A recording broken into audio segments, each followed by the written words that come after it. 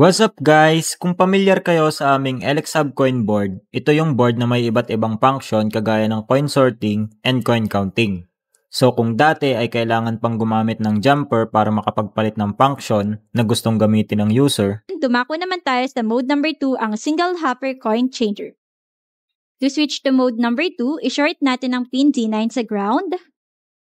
so ngayon pinaplano namin na gawan ito ng web server kung saan doon na mamimili ang user sa mode na gusto niyang gamitin. Mas mabilis at mas madaling intindihin.